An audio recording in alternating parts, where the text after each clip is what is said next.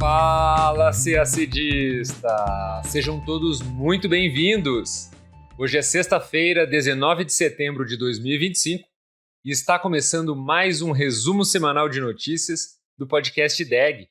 E no episódio de hoje, a gente vai dar um giro pelo mundo e falar de PEB, acordos comerciais, taxa de juros, Oriente Médio e muito mais. E o que isso tudo tem em comum? Tem relação direta com o que cai na sua prova. Dá uma olhada nas notícias de hoje. Lula no New York Times e na BBC. O presidente brasileiro reage ao tarifaço dos Estados Unidos, reforça a soberania e multilateralismo e a gente ajuda você a compreender as linhas gerais da política externa brasileira atual. Mercosul e EFTA. Blocos assinam acordo comercial. Tarifa zero para produtos industriais na EFTA, liberalização ampla no Mercosul e foco em previsibilidade e sustentabilidade. Zâmbia. Agricultores processam empresas ligadas à China por desastre ambiental. O caso expõe a corrida por minerais críticos no continente africano. Juros. Fed reduz a taxa pela primeira vez no ano e no Brasil o Selic é mantida em 15%. Hoje é a segunda mais alta do mundo. Vamos ver os efeitos disso no dólar, no crédito e na atividade econômica. Oriente Médio. Israel avança em Gaza sob pressão internacional e a Arábia Saudita firma pacto de defesa com o Paquistão, redesenhando o equilíbrio regional. Agora fica com a gente que o podcast está cheio de informações que podem fazer a diferença para você. Eu sou Dalmo Borba e o resumo semanal de notícias do podcast DEG começa agora. E nesta semana, o posicionamento do presidente Lula em duas situações nos ajuda a refletir sobre a política externa do Brasil no momento atual. Primeiro, foi publicado um artigo dele no The New York Times, no último domingo. Depois, o presidente deu uma entrevista à BBC. Vamos aos pontos. No artigo intitulado A Democracia e a Soberania Brasileira são Inegociáveis, Lula rebateu o tarifaço de 50% imposto pelos Estados Unidos a produtos brasileiros. Argumentou que a medida é política e não econômica. Para isso, citou números. Nos últimos 15 anos, os Estados Unidos acumularam um superávit de 410 bilhões de dólares no comércio com o Brasil. Quase 75% do que os americanos vendem para cá entra sem tarifa. A tarifa média efetiva sobre produtos dos Estados Unidos seria de 2,7%. E 8 dos 10 principais itens têm alíquota zero, como petróleo, aeronaves, gás natural e carvão. Lula defendeu o multilateralismo como o melhor caminho para resolver controvérsias comerciais e criticou ações unilaterais. Falou em defesa da soberania e das instituições. Exaltou a decisão do Supremo Tribunal Federal que puniu o ex-presidente Jair Bolsonaro e classificou as acusações de perseguição como falsas. O presidente também apresentou a Amazônia como prioridade. Disse que nos últimos 2 anos a taxa de desmatamento caiu pela metade e que em 2024 a polícia apreendeu centenas de milhões de dólares usados em crimes ambientais. Citou ainda o PIX como política pública de inclusão financeira que facilita transações e estimula a economia. E procurou deixar a porta aberta. O Brasil está disposto a negociar com os Estados Unidos, mas soberania e democracia não se negociam. Para arrematar, Lula lembrou uma frase do próprio presidente norte-americano em 2017 na ONU. Nações fortes e soberanas podem cooperar com respeito mútuo. Já na entrevista à BBC, publicada nesta quarta, Lula manteve o tom. Disse que o caso Bolsonaro é de justiça e sobre Donald Trump, disse que o comportamento dele é muito ruim para a democracia, mas reforçou: se for preciso negociar, o Brasil negocia. O contexto é direto. O Brasil chega à Assembleia Geral da ONU disposto a defender sua posição e dialogar, inclusive com quem impôs as tarifas. Agora, o que esses dois movimentos sinalizam sobre a política externa brasileira de hoje? Primeiro, multilateralismo no centro das respostas a disputas comerciais e políticas. Em segundo lugar, soberania, democracia e Estado de Direito como princípios da atuação brasileira. Além disso, diplomacia econômica com dados, números e abertura para negociar. e Agenda Ambiental e Amazônia como ativos estratégicos. Para quem se prepara para o CACD, vale guardar a síntese. O Brasil busca autonomia com diálogo, regra com cooperação e interesse nacional guiando a sua atuação, do comércio às tecnologias, do clima à participação nas instituições internacionais. Nesta terça-feira, representantes dos países do Mercosul e da Associação Europeia de Livre Comércio, a EFTA, assinaram o Acordo de Livre Comércio entre os blocos. De um lado, Argentina, Brasil, Paraguai e Uruguai. Do outro, Suíça, Noruega, Islândia e Liechtenstein. Juntos, esses países representam quase 300 milhões de pessoas e um PIB de mais de 4 trilhões de dólares. O acordo foi assinado depois de 8 anos de negociações. Ele abre espaço para 97% das exportações dos dois blocos circularem com menos barreiras. Para o Brasil, significa mais acesso a mercados de alta renda e novas oportunidades para empresas de todos os tamanhos. O ministro das Relações Exteriores, Mauro Vieira, destacou a importância do ato. Disse que, em um mundo de mais tensões e protecionismo, o Brasil e seus parceiros mandam um sinal claro em defesa do comércio baseado em regras. Ele ressaltou ainda um ponto de sustentabilidade. Prestadores de serviços digitais só acessarão benefícios se a matriz elétrica do país tiver ao menos 67% de energia limpa. Às vésperas da COP30, o governo classifica o compromisso como inovador. Na prática, a EFTA vai zerar todas as tarifas industriais e pesqueiras logo de início. O Brasil vai abrir 97% do comércio bilateral, mantendo a proteção em áreas sensíveis, como o SUS. Quase 99% das exportações brasileiras para a EFTA terão tarifa zero quando o acordo entrar em vigor. Entre os setores que devem ganhar espaço estão os de carnes, frutas, café, sucos, etanol e fumo. Na indústria, destaque para madeira, celulose, ferro e aço, além de alimentos e químicos. A expectativa é que o tratado traga mais investimentos, aumente as exportações e dê previsibilidade às regras do comércio. O acordo ainda precisa passar pelos trâmites de aprovação parlamentar no Congresso brasileiro e depois deve ser ratificado pelos países para entrar em vigor. Mas a iniciativa já é vista como um marco na política comercial. Ela se soma ao Acordo de Livre Comércio assinado com Singapura em 2023 e à adoção do Acordo de Livre Comércio com a União Europeia. Ambos também precisam ser ratificados. Para Mauro Vieira, o novo acordo concilia acesso a mercados e capacidade do Estado de agir em setores sensíveis, reforçando que a política comercial brasileira combina a abertura, desenvolvimento sustentável e previsibilidade regulatória.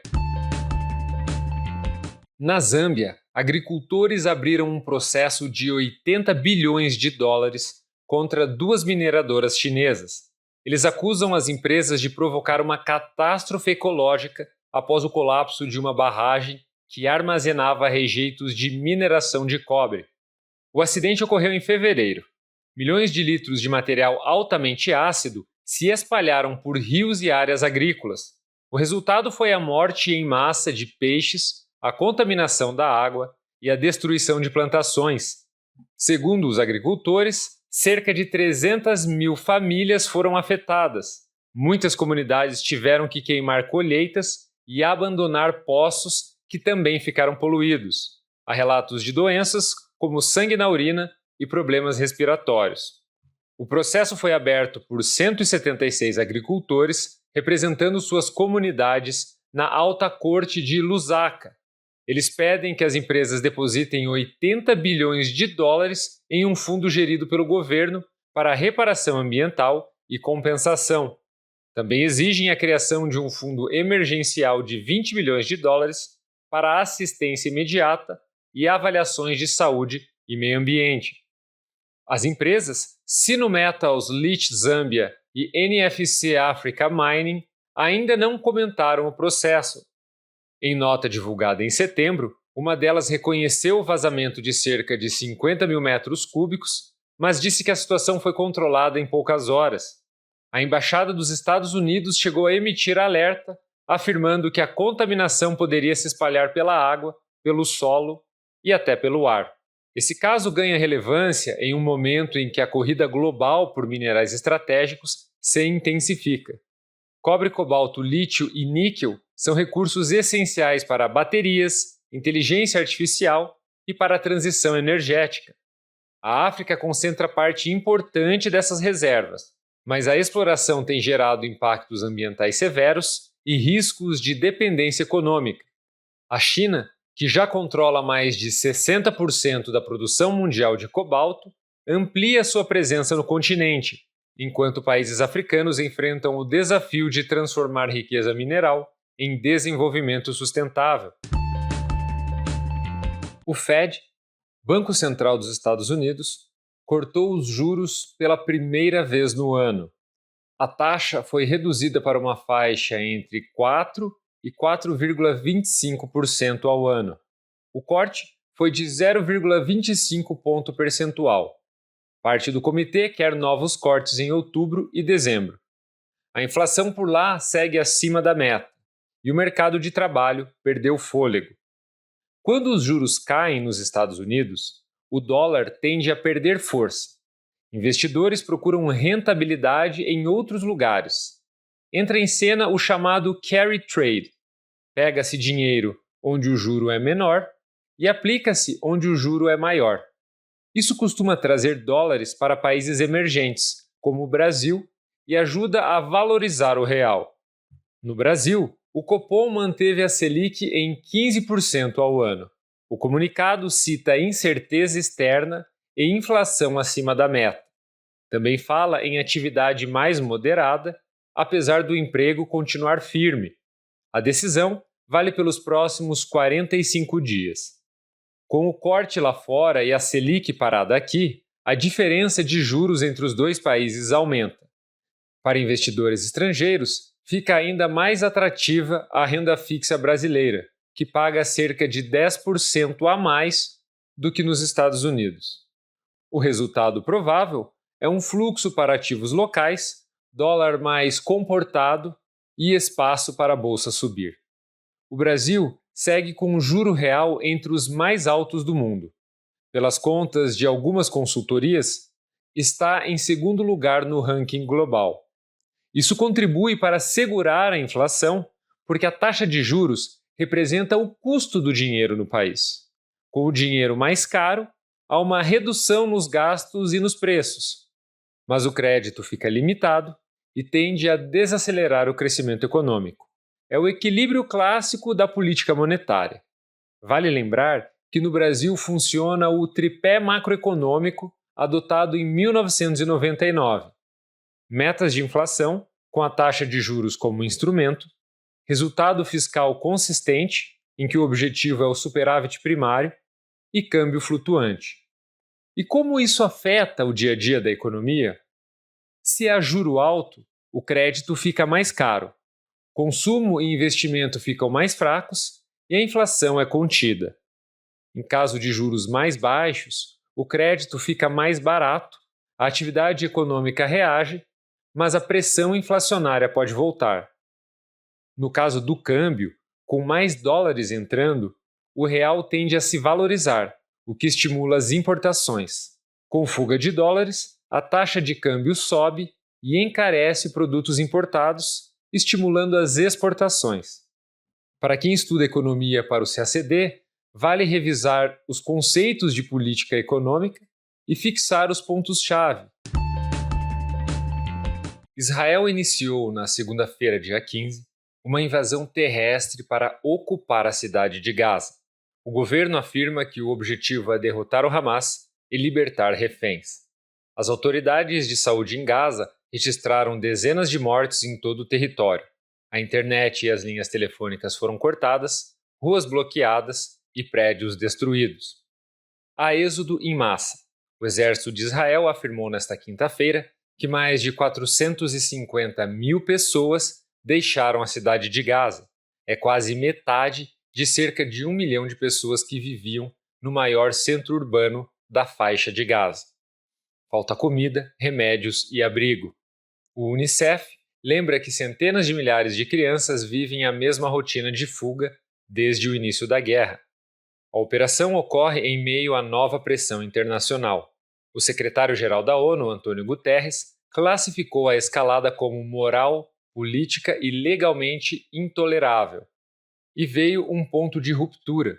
Uma comissão de inquérito vinculada ao Conselho de Direitos Humanos da ONU concluiu que Israel cometeu genocídio em Gaza. O relatório cita 4 dos 5 atos previstos na Convenção de 1948 e aponta autoridades de alto escalão por incitação. Israel rejeitou o documento, chamou as conclusões de falsas e disse que a comissão tem viés político. A reação diplomática se multiplica. A Comissão Europeia propôs suspender um acordo comercial que afeta cerca de 5,8 bilhões de euros em exportações israelenses e sugeriu sanções a ministros e colonos. A Espanha anunciou investigação própria para cooperar com o Tribunal Penal Internacional e cancelou um contrato de quase 700 milhões de euros em equipamentos. O Canadá criticou a ofensiva e pediu respeito ao direito internacional. No Conselho de Segurança da ONU, os Estados Unidos vetaram novamente uma resolução que pedia o cessar-fogo imediato e incondicional. Washington argumentou que o Hamas iniciou a guerra e bloqueia um acordo. É o 6º veto desde o início do conflito. Do outro lado, o Hamas respondeu à invasão com ameaça direta. Disse que não libertará os reféns sob seu poder. O saldo humano é devastador. Mais de 64 mil mortos em Gaza desde 2023, segundo as autoridades locais. Fome e deslocamentos persistem. A cada novo movimento militar, cresce o isolamento diplomático de Israel e aumenta o peso das investigações internacionais. Enquanto a situação em Gaza se agrava, Arábia Saudita e Paquistão assinaram um pacto de defesa mútua que pode alterar o equilíbrio militar no Oriente Médio e no sul da Ásia. O acordo prevê que qualquer ataque contra um dos dois países será considerado ataque contra ambos. Na prática, a Arábia Saudita passa a contar com o guarda-chuva militar e até nuclear do Paquistão, a única potência atômica do mundo islâmico. Esse movimento representa um sinal de mudança na postura saudita, que contava com o apoio norte-americano e mantinha relações razoavelmente cordiais com Israel nos últimos anos, em oposição ao Irã. Mas a escalada de tensões depois do ataque terrorista do Hamas em 2023 e das guerras que se seguiram abriu espaço para novos arranjos.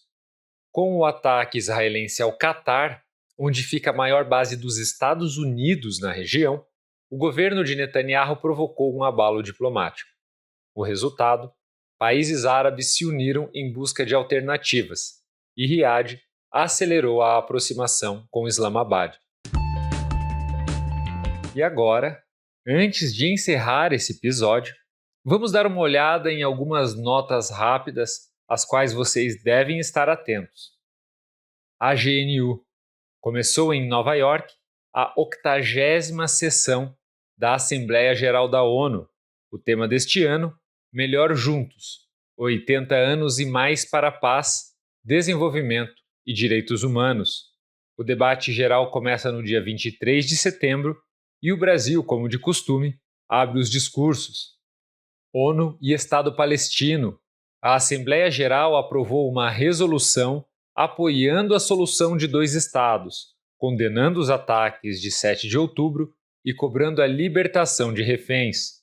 O texto pede que o Hamas deixe o controle de Gaza para a autoridade palestina e prevê uma missão internacional de estabilização. O texto foi aprovado por 142 a favor e 10 contra, com 12 abstenções. Israel e Estados Unidos votaram contra. Equador em emergência. O governo decretou estado de emergência em 7 províncias após protestos contra o fim do subsídio de 1,1 bilhão de dólares ao diesel. Houve bloqueios e confrontos. O decreto suspende a liberdade de reunião e autoriza as forças policiais a dispersar aglomerações. Talibã corta Wi-Fi. A autoridade local afegã baniu a internet de fibra na província de Balkh para prevenção de vícios. Dezenas de milhares de pessoas ficaram sem acesso. A medida ameaça aulas online e o acesso de mulheres e meninas. Estados Unidos e Reino Unido, relação especial. Donald Trump e Keir Starmer anunciaram um pacote de 150 bilhões de libras de investimentos dos Estados Unidos no Reino Unido, foco em tecnologia e energia. Os líderes falaram em laços inquebráveis. E assim, concluímos mais uma edição do resumo semanal de notícias do podcast IDEG. Aproveite para acessar ideg.com.br e acompanhar nossos conteúdos nas principais plataformas de áudio e vídeo. Obrigado pela sua audiência e até a próxima semana. Tchau, tchau!